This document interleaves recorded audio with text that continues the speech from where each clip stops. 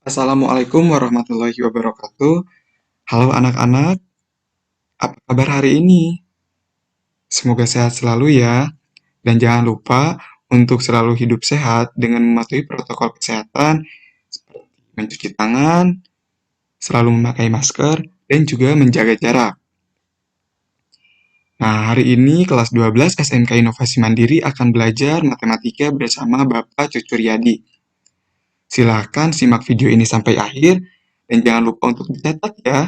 Jika terburu-buru, kalian bisa jeda video ini. Hari ini kita akan masuk kepada bab baru, yaitu limit fungsi aljabar. Perlu kita ketahui bahwa fungsi dari bab ini itu sangat banyak sekali, seperti di bidang kedokteran, di bidang kimia, di bidang fisika, dan masih banyak yang lainnya.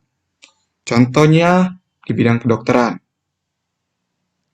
Limit itu berguna untuk menghitung kerusakan jantung yang bisa ditampilkan dalam bentuk USG pada kasus cardiac arrest. Pada kasus ini, sang dokter hanya bisa melihat data-data dari USG, tidak bisa menentukan dengan cepat bagian sel mana yang rusak di jantung.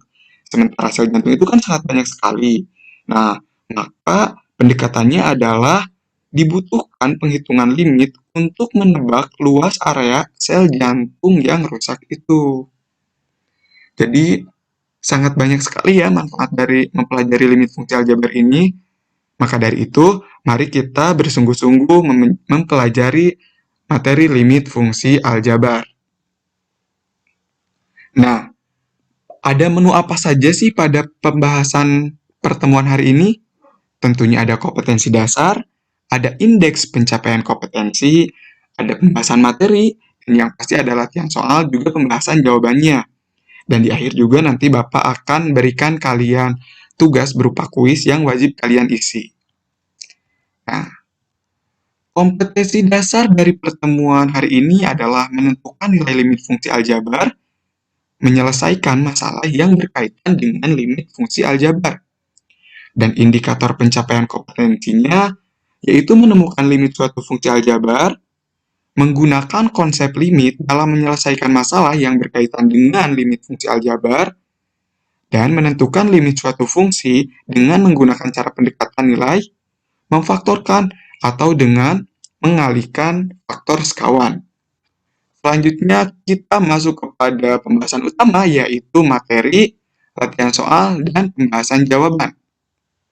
Ya, ada yang tahu definisi limit fungsi aljabar? Coba. Pernah enggak sih kalian mendekati seseorang tapi tidak sampai jadian? Ayo, siapa yang lagi ngalamin? Nggak usah malu ya. Atau ada yang hampir jadian tapi keburu ditikung orang dan gagal jadian? Coba siapa di sini? Ayo. Nah, apa sih hubungannya kedua kejadian ini dengan limit fungsi? Ada yang tahu? Atau ada yang sudah tahu nih? Ada yang lagi mikir juga? Nah, kita jelaskan ya. Kata limit itu berasal dari bahasa Inggris yang berarti mendekati atau hampir. Dan sesuai kata mendekati, jika dikatakan bahwa X mendekati 2, artinya nilai X itu hanya mendekati nilai 2, tetapi tidak pernah bernilai 2. Salah satu contoh kasusnya adalah seperti yang tadi. Kamu hampir jadian dengan dia, tapi kamu tidak jadi jadian. Nah, itu merupakan contoh konsep limit dari matematika dalam kehidupan sehari-hari.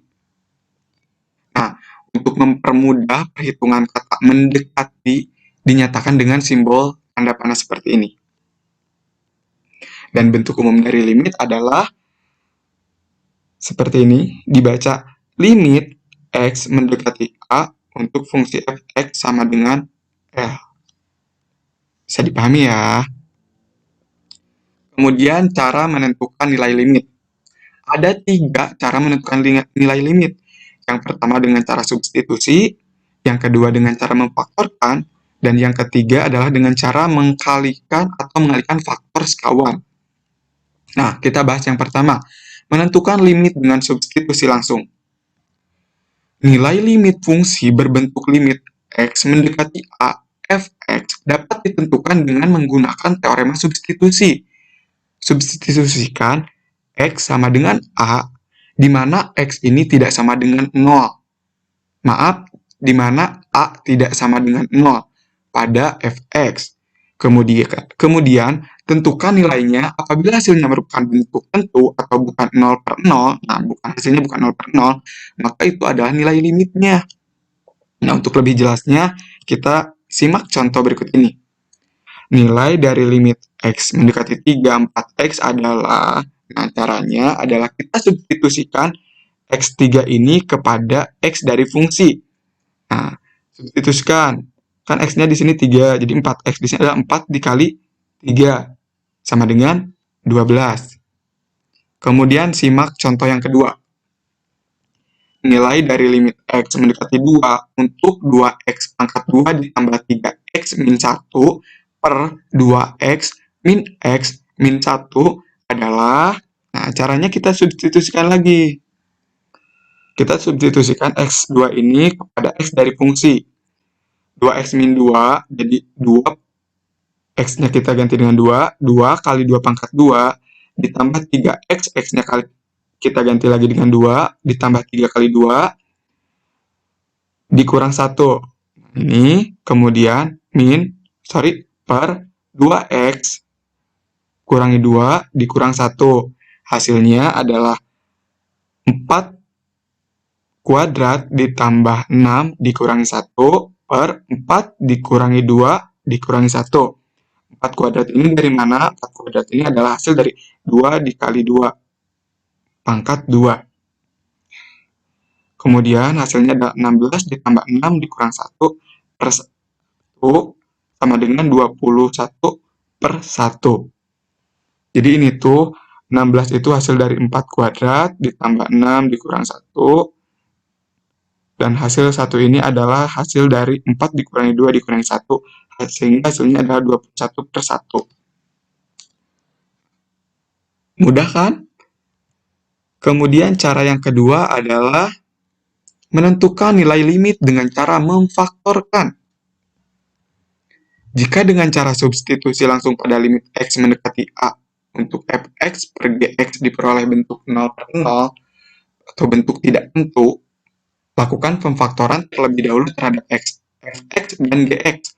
Kemudian sederhanakan ke bentuk paling sederhana. Nah, agar lebih jelasnya perhatikan uraian berikut ini. Limit X mendekati A, fx per gx sama dengan limit N menuju tak hingga X dikurangi A kali P X per X min A dikali Q per X sama dengan limit N menuju tak hingga Px per Qx sama dengan PA per QA.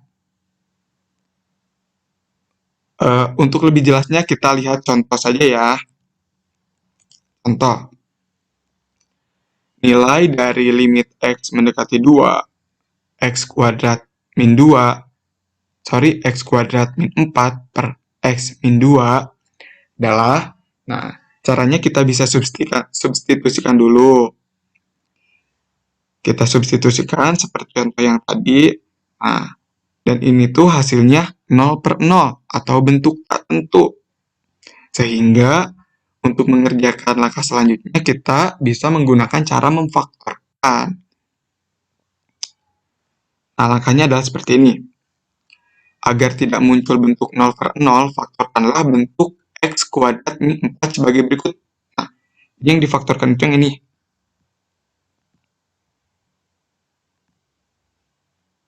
Nah, bentuk yang ini. Kita akan faktorkan. Limit X kuadrat min 4, limit X mendekati 2, X kuadrat min 4 per X min 2, sama dengan limit. Nah, jadi difaktorkannya itu seperti ini. X kuadrat, berarti kita siapkan X di sini, dan X di sini juga. Kemudian hasil kali dari ini dengan ini tuh harus min 4.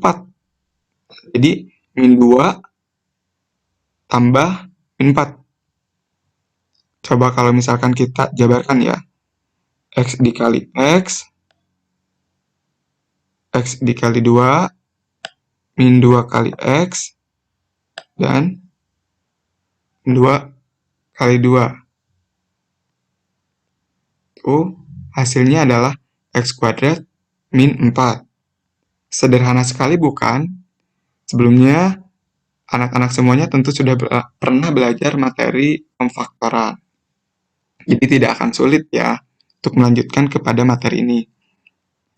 Nah, setelah difaktorkan, kita coret. Ini yang sama. Ini nih. Ini coret dengan ini. Sehingga tersiksa limit X mendekati 2, X tambah 2. Setelah itu kita tinggal substitusikan lagi. Limit X mendekati 2, X-nya kita ganti dengan 2, 2 tambah 2 sama dengan 4.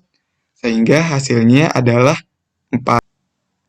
Nah, cara menentukan nilai limit yang ketiga itu adalah dengan mengalihkan faktor sekawan. Nah, biasanya mengalihkan faktor sekawan itu digunakan ketika limitnya itu berbentuk akar. Kita lihat penjelasannya seperti ini. Jika pada limit X mendekati A, fx per Gx diperoleh bentuk tertentu 0 per 0 untuk X sama dengan A, dan sulit memfaktorkan fx dan gx, jadi tidak bisa difaktorkan si fungsi fx dan gx-nya itu, maka lakukan perkalian dengan faktor sekawan dari gx atau fx. Untuk lebih jelasnya, kita lihat contoh berikut ini. Tentukan nilai limit berikut. Limit X mendekati 3 untuk 9 dikurangi X kuadrat per 4 dikurangi akar dari X kuadrat ditambah 7. Nah, pembahasan. Langkahnya kita tulis dulu soalnya. Kemudian kita lihat di sini.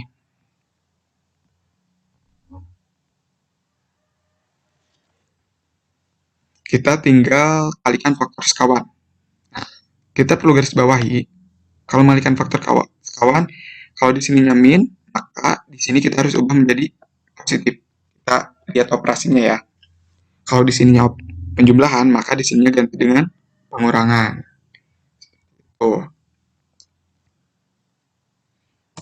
Setelah itu, kita tinggal kalikan fungsi fx ini dengan ini, dan yang bawah dengan yang bawah, 4 kali 4, dan akar.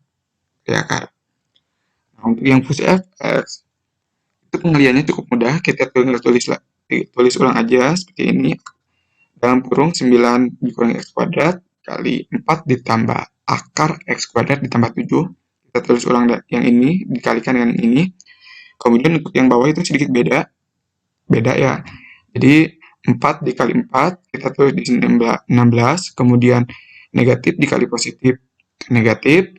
Nah, kemudian kita masih ingat bukan, apabila ada akar dikalikan akar, maka hasilnya akarnya itu menghilang. Iya, betul. Nanti kita tinggal tulis 16 dikurangi X kuadrat ditambah 7. Setelah itu, kita operasikan dulu yang bawah. Nah, 19 dikurangi 7 berapa? Hasilnya 9. Di 9 dikurangi X kuadrat. Nah, setelah ini, kita tinggal coret yang sama. Nah, ini coret 9X min 2, coret dengan ini fungsi Gx-nya, maka tersisa limit X mendekati 3, 4 ditambah akar 2, 4 ditambah akar dari X pangkat 2 ditambah 7. Setelah itu kita tinggal substitusikan aja X mendekati 3-nya, jadi si X diganti dengan 3. 4 ditambah 3 pangkat 2 ditambah 7, sehingga hasilnya adalah 3 kali 3, 9, ya betul, 4 ditambah akar dari 9 tambah 7, hasilnya adalah 4 ditambah akar dari 16. Nah, akar 16 ini adalah 4. Jadi 4 ditambah 4, maka hasilnya adalah 8. Nah, selanjutnya, jika kamu sudah menonton video ini, silahkan kembali lagi ke grup WhatsApp bagi kelas 12 TBSM dan 12 RPL, kemudian silahkan kembali lagi ke Google Classroom untuk kelas 12 AK, untuk pertanyaan bila ada materi yang masih kurang jelas. Nah, setelah itu silakan kalian kerjakan kuis yang Bapak share di room belajar masing-masing kelas. Dan di akhir pertemuan, nanti Bapak akan membagikan tugas LKPD yang wajib kalian kumpulkan maksimal 1 hari sebelum pertemuan selanjutnya. Kemudian juga nanti Bapak akan share link untuk kalian isi evaluasi pembelajaran pada pertemuan hari ini. Terima kasih sudah menonton. Thank you for watching. Selamat mengerjakan tugas, selamat belajar, semoga sehat selalu. Dan nanti di pertemuan selanjutnya kita akan bahas mengenai limit fungsi yang menghasilkan hasil tak hingga. Silakan bisa dipelajari terlebih dahulu materinya. Sampai jumpa. Wassalamualaikum warahmatullahi wabarakatuh.